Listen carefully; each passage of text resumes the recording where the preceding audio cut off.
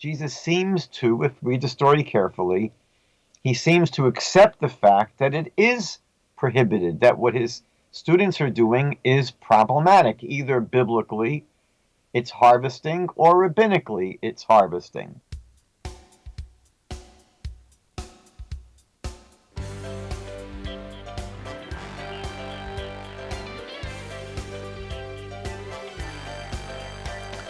Welcome to TaNaCh Talk. I am your host, William Hall, broadcasting live from Kingsland, Texas, USA, with another episode of Rabbi Cross-Examines the New Testament with Rabbi Michael Skobac. Today, Luke chapter 6. Lots of goodies in this one. Picking heads of grain on the Sabbath and healing on the Sabbath. Shame on him.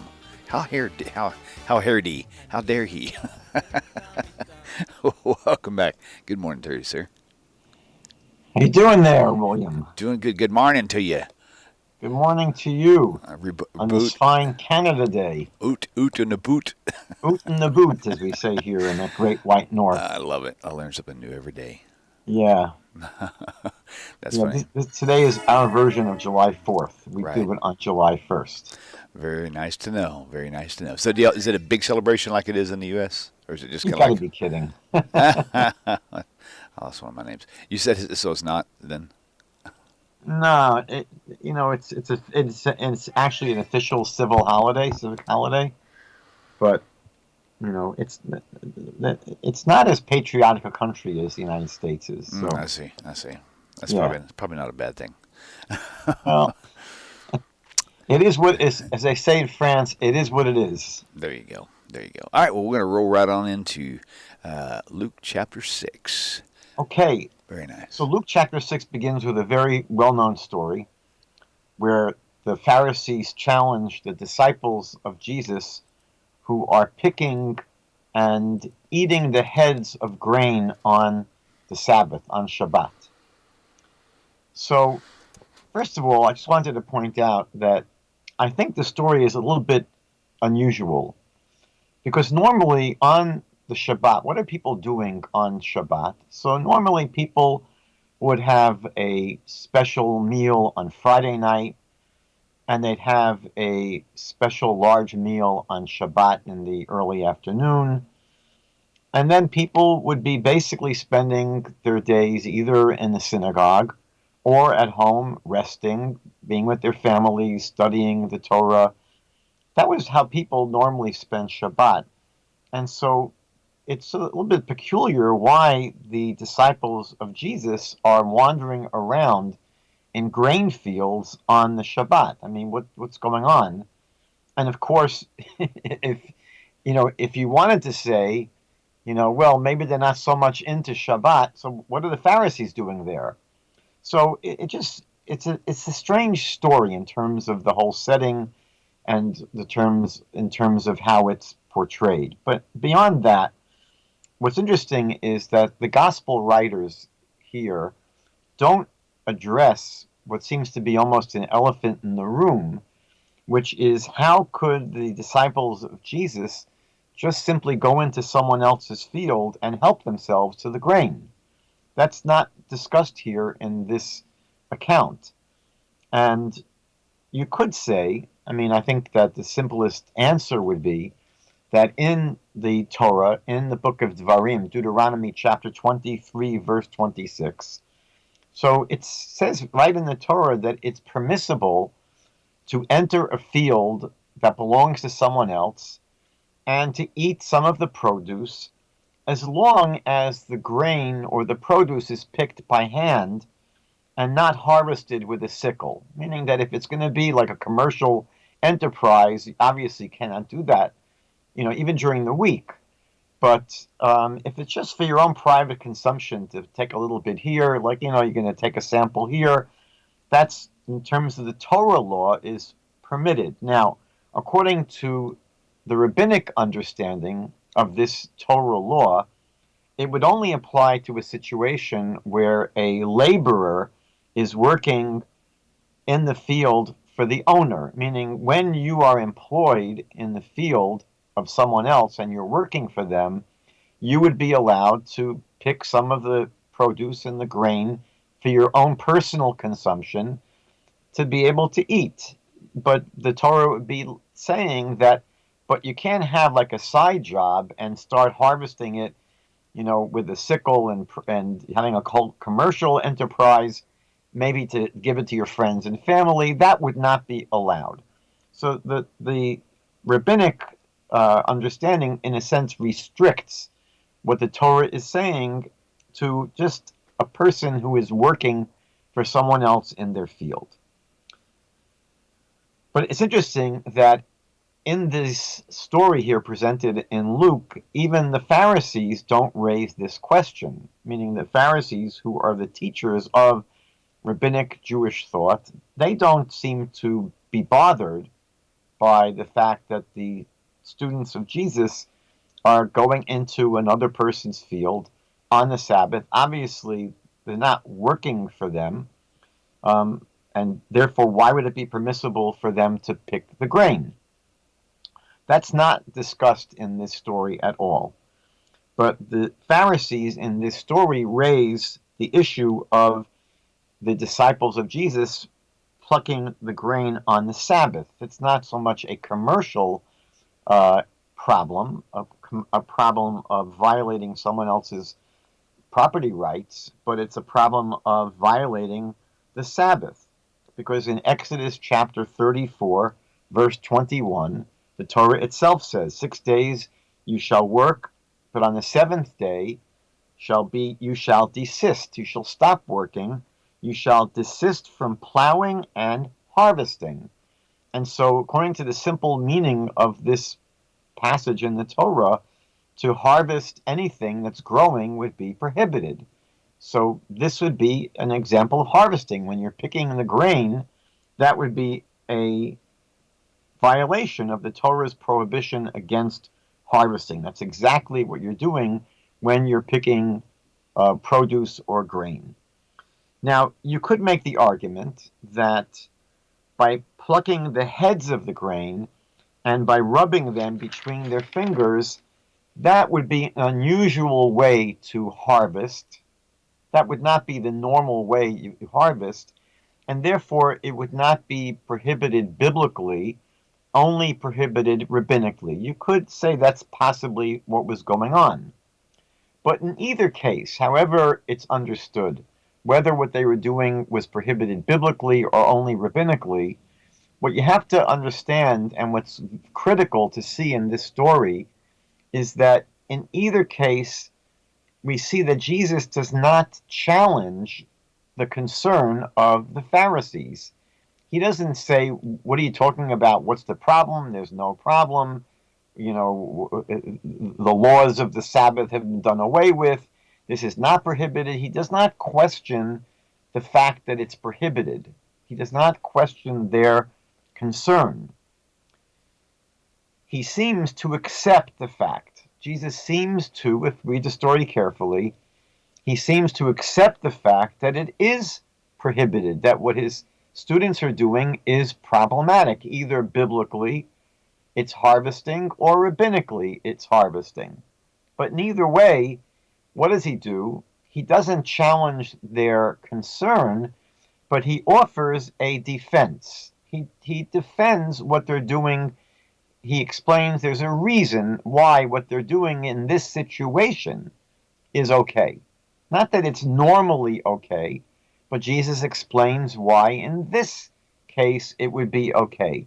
But again, it's very important to just realize that Jesus does not question, he doesn't challenge the fact that ordinarily what his students were doing would be prohibited on the Sabbath.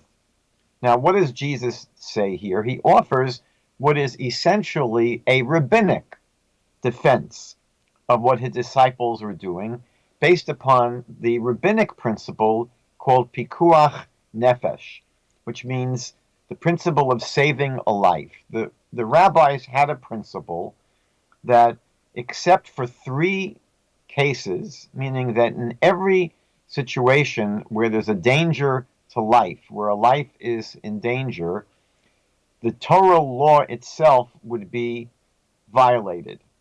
For example, if a person is very, very sick, they would be allowed to eat on the Day of Atonement, on Yom Kippur. Normally, the 10th day of Tishrei, the 10th day of the 7th month, was a fast day, a biblical fast day, very strict fast day. But if a person was in danger, there's a medical reason for eating to save their life, if their health is in danger. So the rabbinical principle is that your life, saving a life, overrides the biblical prohibition. The same thing with the Sabbath.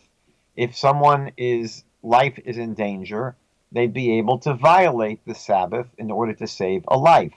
The three exceptions to this, there would be three cases where even if your life is threatened, you would still have to um, basically obey the law. One is the prohibition against worshiping idols. So if someone threatened your life and said, unless you worship those idols or that idol, you're going to be killed, you have to essentially allow yourself to be killed. You cannot save your life by worshiping the idols. The same thing would be true for incest or other forms of sexual immorality. If someone says, sleep with that dog or sleep with your mother, you would have to, if your life was being threatened, you would have to allow yourself to be killed. Obviously, again, you would be able to resist the person threatening you. You could even, if you needed to, you could kill them to save your life.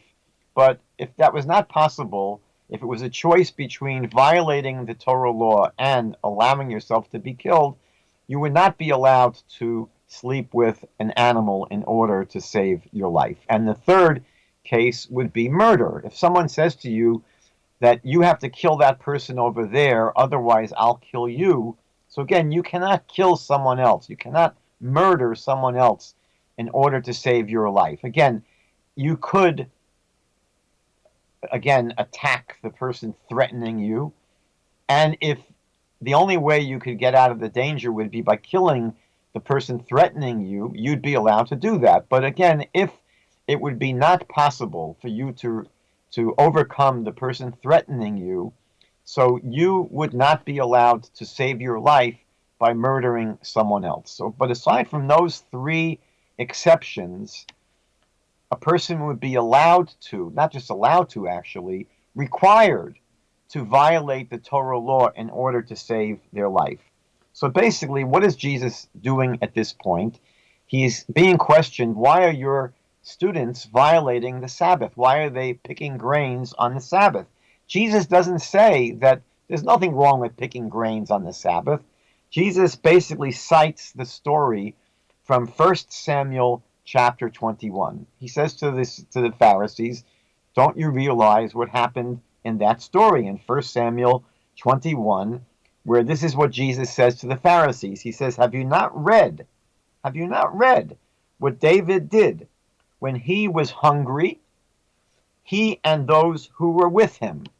So there's a story in 1 Samuel 21 where, again, according to Jesus, David and his men, they were very hungry, and they violated, we're going to see in a moment, what they did that would normally be wrong. Now, again, we should realize that there's a problem here with the way Jesus quotes this story, because in 1 Samuel 21, if you study that chapter, there's no one with David. He's by himself. He's all alone. In any event, Jesus says to the Pharisees, what did David do? He entered the house of God, which was the Mishkan, the tabernacle. David entered the tabernacle, and he took and ate consecrated bread, holy bread, which is not lawful for anyone to eat, but only for the priests. Only for the priests alone. And he gave some to his companions. So again, Jesus says that if you look at the story in 1 Samuel 21, David eats some of the consecrated bread, which is normally only permitted to the priests to eat. David was not a priest.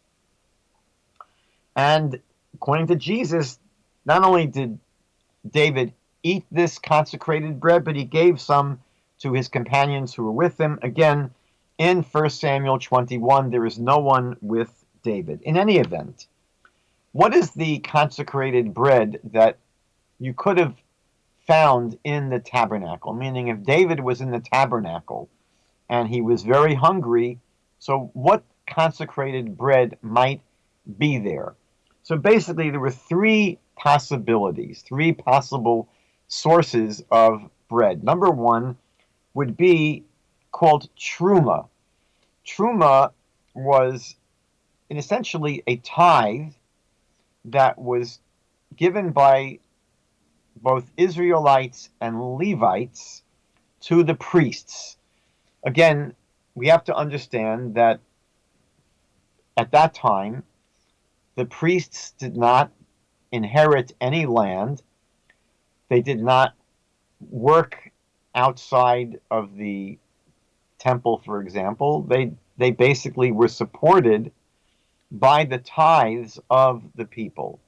And their tithe that they received, that the priests received, was called truma.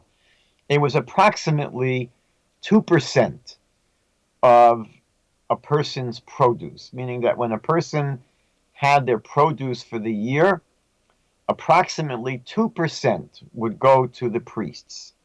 And this truma was very, very strictly prohibited.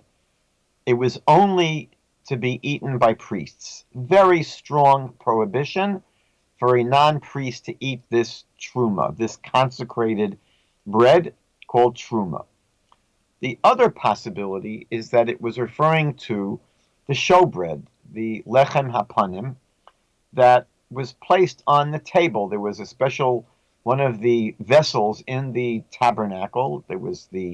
We know there was an altar, there was the menorah, there was also a special table where 12 loaves, where loaves of bread were displayed every week, and they were removed once a week and replaced.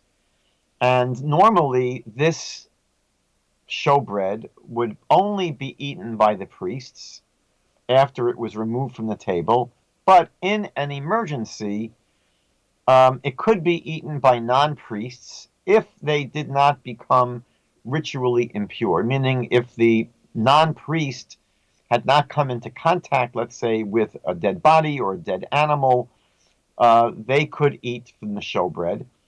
The third possibility is that it could be that you would eat bread that was from the Korban Todah, from the Thanksgiving offering. One of the offerings in the tabernacle and later in the Holy Temple was called the Korban Todah, the Thanksgiving offering, which included quite a number of loaves of bread. And that actually could be eaten by non-priests. It could be eaten by non-priests, no problem. Again, with the proviso that they were not ritually impure, that they had not come into contact with a corpse or a dead animal. Again, it doesn't mean that they could never have become ritually impure. There's a process of becoming purified. Once you became ritually impure, you'd have to wait a certain number of days, and then you'd have to immerse yourself in a mikveh, in a ritual bath. But that was the ruling in terms of these three kinds of bread. So Jesus, his point here in the story was obviously, and this is unfortunately how many Christians historically have understood the story. Many Christians have understood that what Jesus was saying was that since David violated the law, meaning David ate something which normally was not permitted. It was not permitted to eat the consecrated bread. So since David violated the law, so he and his disciples could violate the law. Why? Because the law was no longer binding, meaning that unfortunately many Christians have read this story here in Luke with the understanding that what Jesus was basically telling the Pharisees is chill out, because these laws are no longer binding. They're not the same way that David was able to violate the law. Jesus and his disciples could overlook the law and just, relax. But that's obviously not the way the story is to be understood. That's certainly not what Jesus meant. Certainly not what Jesus meant. What Luke says is that Jesus, why he was going to Jesus is explaining why was David going to eat from this bread, from this, again, consecrated bread, was that Jesus was hungry, and therefore he and his disciples employed the principle of pikuach nefesh. He and his disciples employed this rabbinic principle of when your health and your life is at risk, you're able to violate the law. That's a basic principle in the Torah. And so that's why Jesus is saying, if you want to know, if you're wondering, why are my disciples picking and eating the heads of grain on the Sabbath? Well, look at the story of David in 1 Samuel, where he basically eats consecrated bread. But why was David able to do that? Again, because David was hungry. He was starving. There was no other food to eat. And in order to save your life, in order to protect your health, you're able to, aside from those three exceptions, you're able to violate the law. So rather than this being a story that repudiates the binding nature of Torah law, on the contrary, this story confirms, according to Jesus, the binding nature of the Torah law. He's not challenging the law here. He's giving a legal defense for why his students were seemingly violating the Sabbath. Now, it's interesting that Jesus concludes his response to the Pharisees here by saying, the Son of Man is the Lord of the Sabbath. That's how Jesus concludes his response to the Pharisees. The Son of Man is Lord of the Sabbath. Now, what does this mean? What does it mean when he says this? So it does not mean that because he, the Son of Man, Jesus, is the Lord of the Sabbath, he can brush it aside at whim. Meaning that he could say, who cares about the laws of the Sabbath? Don't pick, don't harvest, don't. He says, I'm the Lord of the Sabbath. I can brush it away with a swipe of my hand. That's not what the story means. That's not what he would be meaning when he says the Son of Man is the Lord of the Sabbath. How do I know this? Because this is an expression from the Talmud. In rabbinic literature, one of the places you'll find this is in Tractate Yuma 85b. So there, what does the Talmud say? It says, well, let me first explain what the Talmud is going to be saying. In the Talmud, the expression Bar-Nash, son of man, is not a title for someone. Son of Man is not, in the Talmudic rendering, a title for someone, like for Jesus, that he refers to himself as Son of Man. In the Aramaic, it simply means a human being. Son of Man in Aramaic just is a reference to a human being. You'll see this, for example, by the way, in Mark, chapter 2, verse 28, where that's exactly the way Son of Man is used. It's used to refer to the generic people. Son of Man is people, human beings. So in the Talmud, it says the following in Tractate Yuma 85b. It says the Sabbath was made for man, meaning for human beings. The Sabbath was made for man, not man for the Sabbath. The Sabbath was made for man, and not that man was made for the Sabbath. And therefore the Talmud says, so man, or the Son of Man, is the Lord over the Sabbath, meaning we, people, are the Lord over the Sabbath, which means what? What does it mean that we are the Lord over the Sabbath? It means that human life takes precedence over the Sabbath. That if our life is in danger, that takes precedence over the Sabbath, and you are allowed to violate the Sabbath laws. So moving on to the next piece, which is in verses 6 to 11. There's, again, a famous story where there's a man that has a withered hand, And Jesus heals this man with the withered hand on the Sabbath. Now, again, the obvious purpose of this story is it fits into the formula, really, to the style of the Gospels in general. It's to further the case for Jesus being the Messiah due to the miracles that he did. That's why you have all of the miracle stories in the Gospels. I think I've told this story that I used to go to the Tyndale Bible College to give a lecture on Judaism. They had a world religions class, and they would ask me to speak for a half hour, give them the basics of Judaism, and then take questions. And every year, everyone would ask, who do you think Jesus was? Why don't Jews believe in Jesus? And I would give them, basically a 10, 15-minute explanation of what is the biblical definition of the Messiah. I would go through a very simple presentation of how do you know from the Bible what the Messiah is, who the Messiah is. And I would show them that based upon the very clear criteria from the Bible, that Jesus was not the Messiah. It's not rocket science. And every year they would respond in the same way. Same exact response. They would say, but what about all the miracles that he did? Meaning that the fact that he didn't fulfill any of the biblical criteria for the Messiah, being what? He didn't live at a time. The Bible says that when this descendant of David who will be wise and righteous and who will rule as the king of Israel, when what? When is there going to be this king from the line of David who's wise and righteous, ruling and sitting on the throne of David?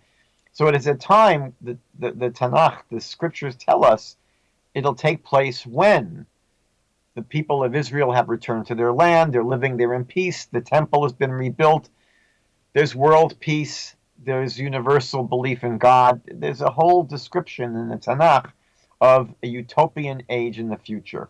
So when that utopian age arrives, whoever is sitting on the throne of David, that's the Messiah. But obviously Jesus didn't do that. So the response is always to fall back on, what about all the miracles that he did? And I always ask them, how many times do you see in the TaNaCh that it says, you'll know who the Messiah is based upon the miracles that he will do?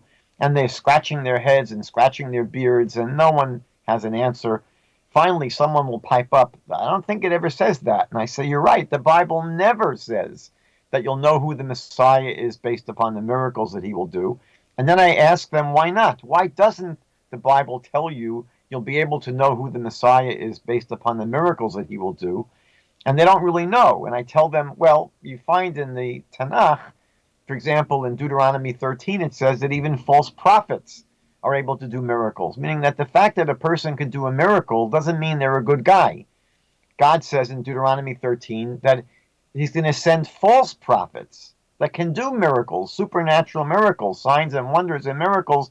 God says, I'm going to be testing you through these miracles. And then I say, if you even look in the Gospel of Matthew, chapter 24, verse 24, Matthew says that false messiahs will be able to do miracles and even mislead the elect. So obviously, if false messiahs can do miracles, miracles cannot prove that someone is the real Messiah. In any event, that's the reason why this story appears here in chapter 6 of Luke.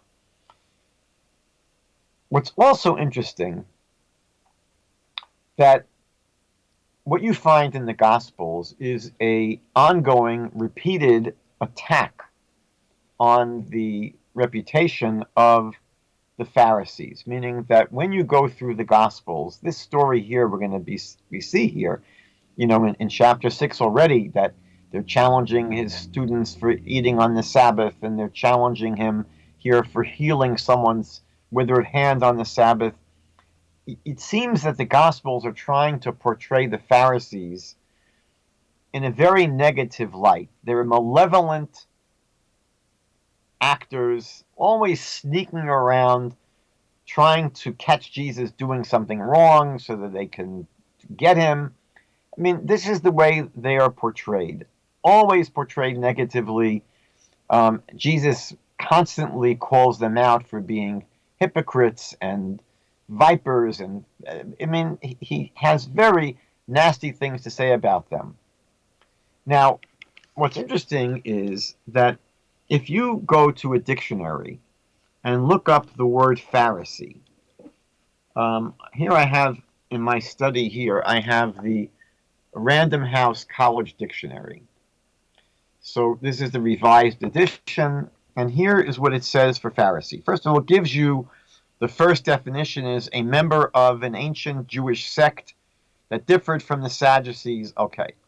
But the second definition, which is often I've seen in many dictionaries, this is going to be the main definition or the only definition. It says a sanctimonious, self-righteous, hypocritical person. That's the definition of a Pharisee. A self-righteous, sanctimonious, hypocritical person.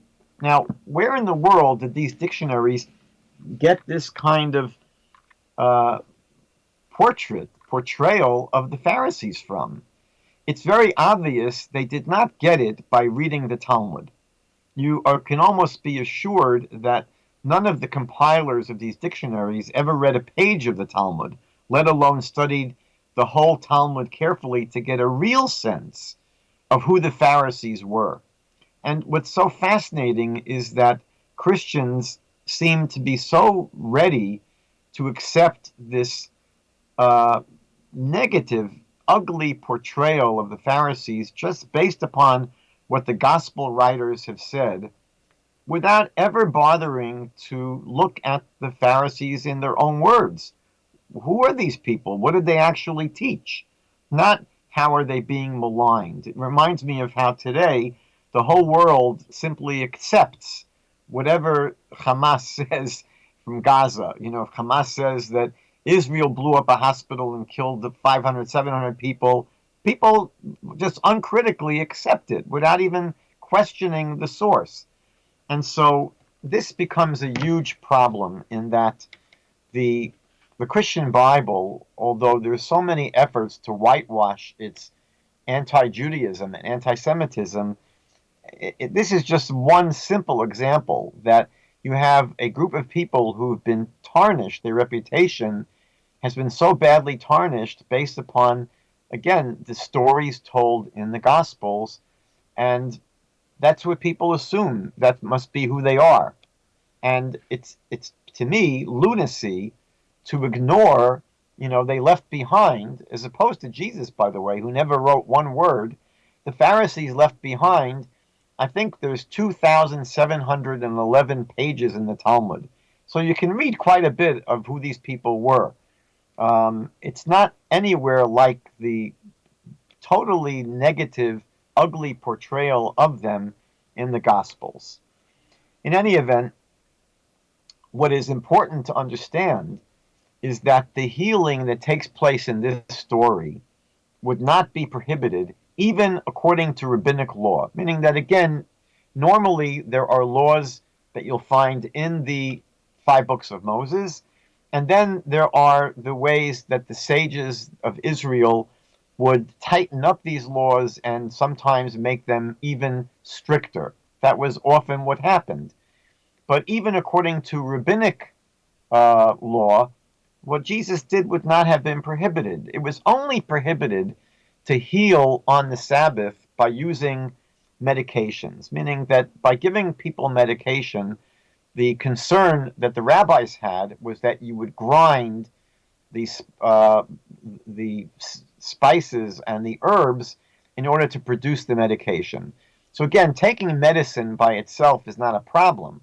The problem is that on the Sabbath, you're not supposed to grind things to produce the medicines through grinding the ingredients. Again, if you had made the medicines before Shabbat, it wouldn't be that problem. But the rabbinic concern was that if you just took medicines without any reason, without any serious reason, it may lead people to come to start grinding things on the Sabbath. That was the source of their concern.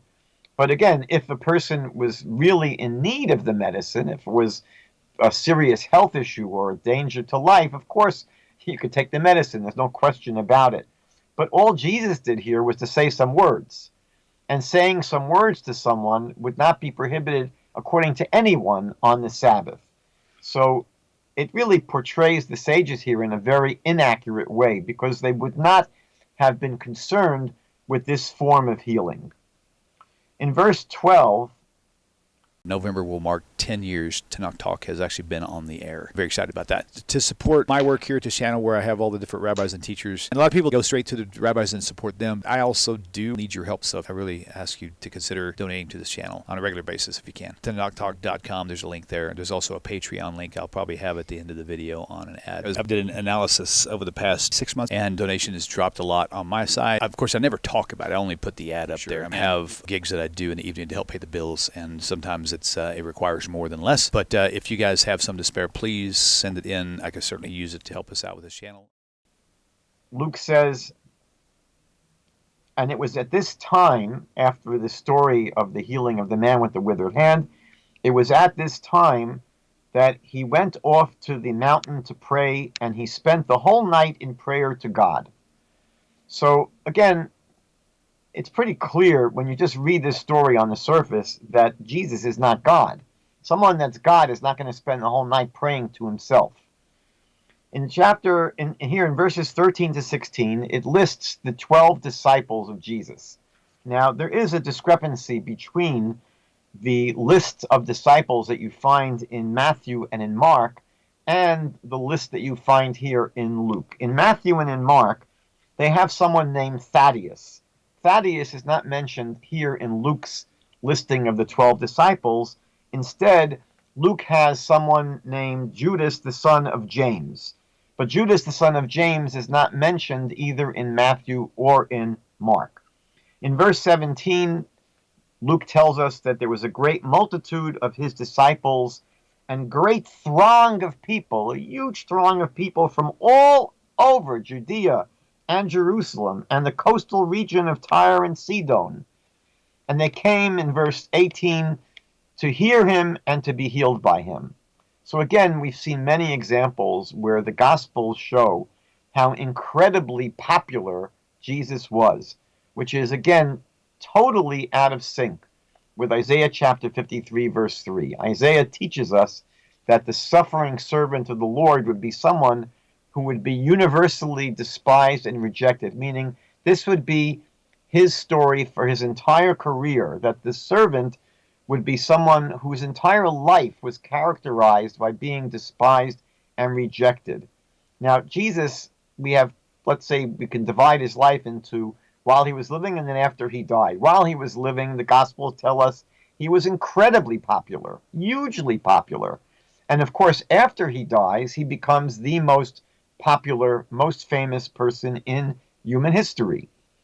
Very hard to say about such a person. He was despised and rejected of men. Now, we have now this introduction now where the people come to hear him and to be healed by him. This is basically introducing the Beatitudes and the woes that introduced the Sermon on the Mount that we saw back in Matthew chapters 5 through 7. Here in verse 17, Jesus in this story is not standing on a mountain. He's on a plain, on a level plain. So you could say there's a contradiction. David Stern suggests in his commentary to the New Testament that this sermon is probably one that Jesus preached many times. And what you'll find is that he probably preached it with certain variations and in different places, and therefore Matthew reports one version of this sermon, and Luke reports another version of the sermon. I'm not going to go through the whole sermon here. In verse 27, Jesus begins by discussing how Christians should live, what kind of life Christians should be living. And this is clearly Jesus' main teaching, meaning that here you have the most central teaching by Jesus to his disciples about how they're supposed to live. It's quite a long teaching, especially in Matthew. But historically, what we have to bear in mind is that Christianity was much more obsessed with correct doctrine, with people living by correct doctrine, than whether they actually lived according to these very demanding standards. Meaning that when you read what Jesus is asking his disciples to live, I'll just give one simple example. In verses 30 and 40, 30 and 31, Jesus says, "Give to everyone who asks of you, and from him who takes away your goods, do not ask them back. And just as you want men to do to you, you must do to them likewise." So, I'm sorry, I wanted to read 29 and 30. Forgive me. So let's go back to 29. In 29, "To him who strikes you on one cheek, offer the other also. And from him who takes away your cloak, do not withhold your tunic either." And then in verse 30, "Give to everyone who asks of you, and from him who takes away your goods, do not ask them back." I think I told the story that when I was working at Brooklyn College, there were some Gideon Bible Society people pulled up in a truck, and they wanted to give out their New Testaments to the students at Brooklyn College, many and many of whom were Jewish, and they were in the area of the Jewish Students Union. And I went to one of the people that came out of the truck, and I quoted this verse in Luke, and I said, "Give to all who ask of you." And so I said, "Do you believe in this?" He said, "Yeah, I believe this is the word of God." So I said, "Can I have a few of your boxes of Gideon's Bibles?" So he went and he loaded a few boxes of his Bibles into my office. Thank God, I think he was able to give out a few less Bibles to the Jewish students there. In any event, I don't know if Christians over the past 2,000 years were really, really obsessing about how to follow these kinds of very demanding standards, that if people strike you, turn your cheek. If they take away your clothing, offer them your other clothing. I don't think there's been an obsession by Christians with fulfilling these directives. What you see Christians really obsessing over is having the correct beliefs, having the correct doctrines. And those were the kind of things you should know, that over Christian history, they went to war with each other. They didn't go to war with each other over whether or not someone is fulfilling the Sermon on the Mount.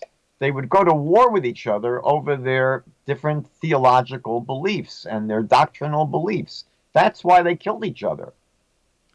In verse 31, Jesus says, "And just as you want people to treat you, treat them in the same way."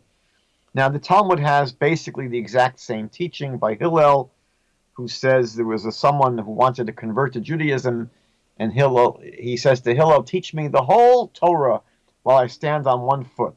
And Hillel says, "What is hateful to you, do not do to your friend," meaning that what really annoys you and bothers you and ticks you off, don't do to another person.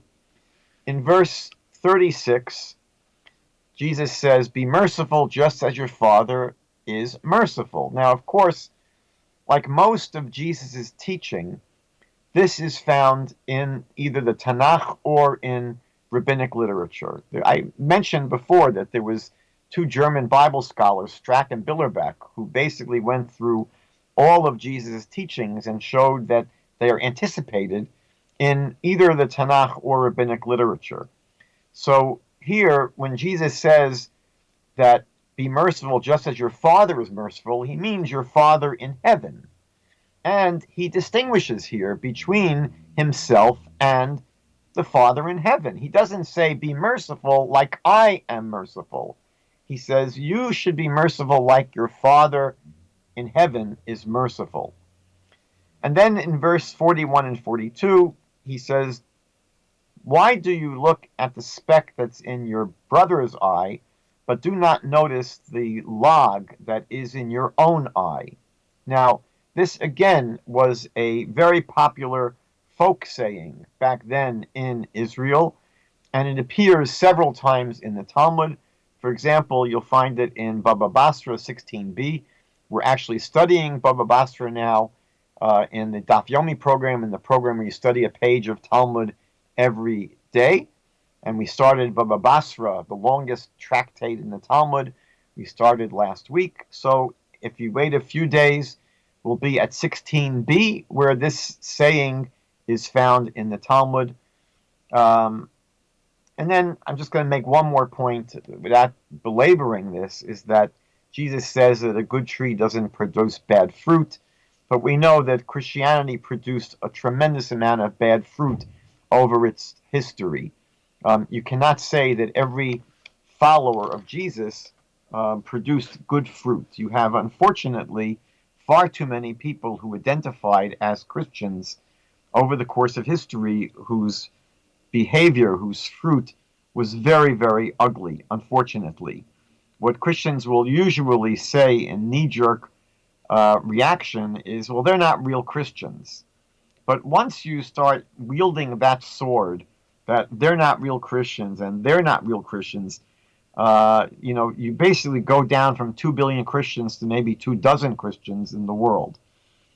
So that's what I had to share on Luke chapter 6. And God willing, next time we meet, we'll move on to chapter 7. Man, another fully loaded chapter. Well, I tell you what, it gets more dangerous as we go along. It's all good, though. That's what we're here for. Rabbi, thank you so much for your time. Thank you all for tuning in. And we'll see you same time, same place, Hashem willing, next week. You all should have a great week. Thank you, Rabbi. Take care, everybody. Okay, be well. Good week. You too. Bye-bye. Hello, my dear friends. Hope this message finds you well. If you like the way this channel is going, and the channel has been a blessing to you, please consider supporting the channel by going to the website, TaNaChTalk.com. TaNaChTalk.com. Thank you once again for your time and for supporting TaNaCh Talk. Shalom.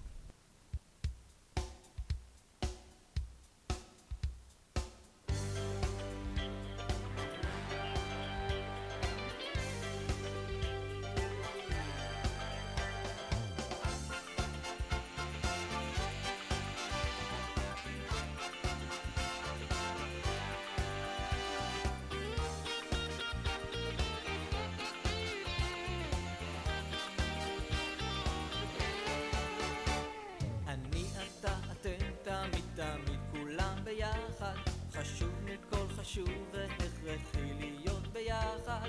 איפוק זו העוצמה, ויתור זו הגדולה, השאיפה